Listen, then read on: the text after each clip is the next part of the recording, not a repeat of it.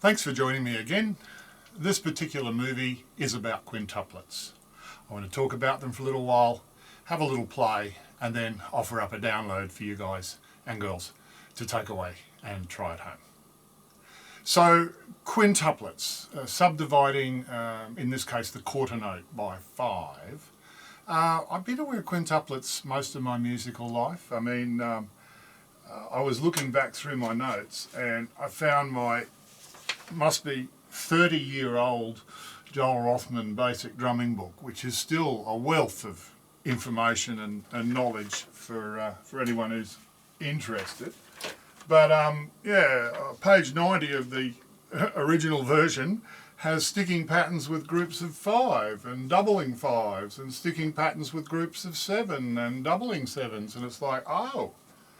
So yeah, like from a technical point of view, I've been aware of the subdivision for some time, but in my playing career, I've hardly ever had an opportunity or a reason to play quintuplets. So I haven't.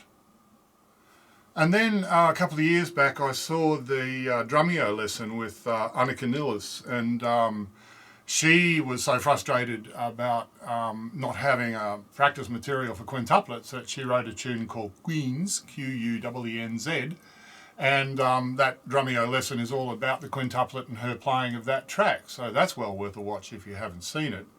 And that's what really sparked my interest back into quintuplets again, seeing someone use them in a musical context as a composer. Annika put this beautiful track together. It is based on quintuplets, but it moves in and out of, if you like, swung sixteenths and or shuffle, and yeah, it's all over the place in a good way. But that makes it really challenging for a beginner drummer to play along with, you know, because the track is a bit of a moving target. And so anyway, I did that. I played along with Queens and I got what I could from it. And then it sort of settled for a little while until I ran across a new track by Kaz Rodriguez. He's a composer that does some fabulous drumless tracks. If you haven't got any of his stuff, go buy some because it's great. All of it. Okay? But his latest album has 5 Clouds on it, and 5 Clouds is another track based on quintuplets. Cool. But it's even harder than the Annika Nilles one. I mean, it's ridiculously hard. I've been trying to chart it out here, and I sort of got past the bar, the 2420 bar. I got past that, but I'm still struggling. And if you're wondering what the hell a 2420 bar is, imagine a bar of 5/4 rather than 4/4. Imagine a bar of 5/4 where each beat is a quintuplet, yeah? And then in the last quintuplet, truncate, remove, don't rest, cut off the last quintuplet beat. So you don't have 25 quintuplet beats in a 5/4 bar, it's one short. And the only way I can think to express that is to call it 24/20. They're 20th notes and I got 24 of them. It's kind of like, how else do you say a 5/4 bar in quintuplets where you drop the last beat off? And it's like, oh God, good on you, Kaz.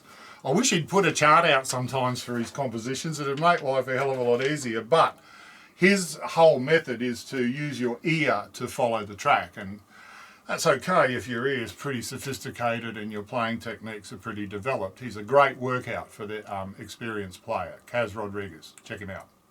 Anyway, my point is that what I really wanted was a track that I could feel confident with, that I could get used to playing quintuplets in. Like, you know, maybe a track that started in quintuplets and stayed in quintuplets to the end without changing into another groove or another subdivision, just a quintuplet track. And I couldn't find one.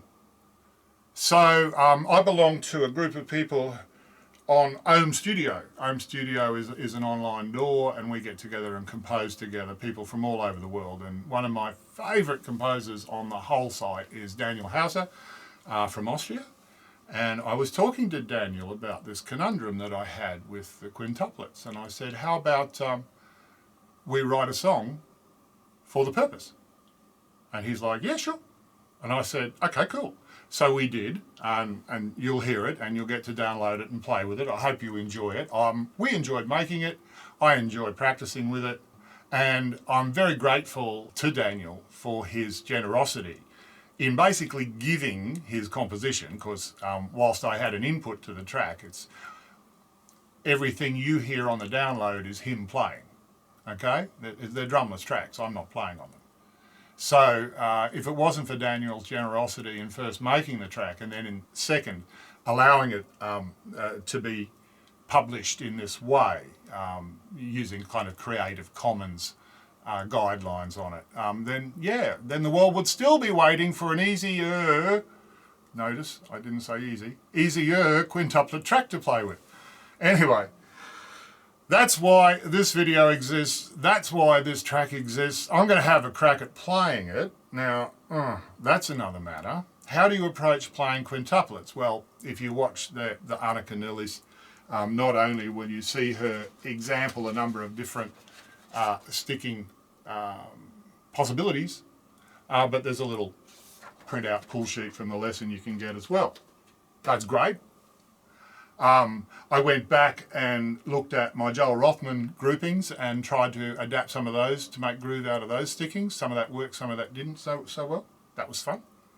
I spent a bit of time, thinking and making up my own stuff. So there's a kind of like bastard paradiddle thing here that goes right, left, right, right, left. Right, left, right, right, left. It's kind of, what is that? That's a paradiddle pat, or something like that, I don't know. It's a paradiddle variation to give you a cycle of 5. I've got another one here which has got a paradiddle and then a kick drum in it, as in a more linear sense. So that's right, left, right, right, kick, both, rest, right, right, left. These were just things that came to me as I was experimenting, and you don't want to overlook the ideas you might come up with yourself. The point is, like any subdivision, there's a heck of a lot of different ways that you might apply different sticking patterns to create different musical outcomes. So where do you start? Well, I suggest where you start is with the single stroke roll. You know that one that goes right, left, right, left, right, left, right, left? Absolutely. Alternate sticking.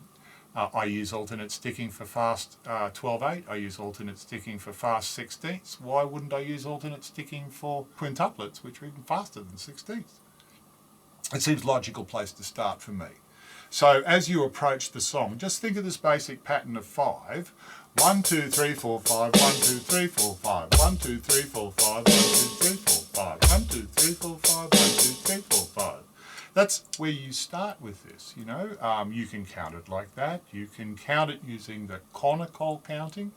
And I would suggest for this track, because it's based on these accents, you use the conical count for 2, which is taka, and the conical count for 3, which is takita. And you put those together in a phrase of 5. Taka, takita, taka, takita. And it's okay to accent the tas because that's how the song goes. Okay? All right, anyway. When you go taka taki to taka taki to taka taki to taka taki to, then you're starting to get your quintuplets headed towards the groove we need for the song. Okay, so I'm going to use alternate sticking. I'll move around the kit a little bit to give you some ideas. I'll try not to make any mistakes, but I can't guarantee that because, frankly, this is still a work in progress for me. I may have a lifetime's experience in drumming, but I have, less than a year's experience in playing quintuplets, and specifically even over the last month or two when I've been, quite intensive into this focus, I've realised that I still have to consciously think of the subdivision while I'm playing. And as an advanced player, that's a rude awakening for me. All my other subdivisional play can be done from my subconscious mind. I do not need to have conscious thought overriding it, lest I lose my place. And with the quintuplets, if I'm not really kind of singing the groove in my head while I'm playing, I'm likely to lose it, And so that just is testament to the fact that it doesn't matter how good a drummer you are or how long you've been playing. How good you're going to be at quintuplets depends specifically on how long you've spent playing quintuplets. So anyway, I offer up our song, our drumless quintuplet song for you guys and girls to have a play along with, and I hope you enjoy it. I hope you enjoy playing with it. I enjoy playing with it. Daniel and I enjoyed making it for you. So with our best wishes.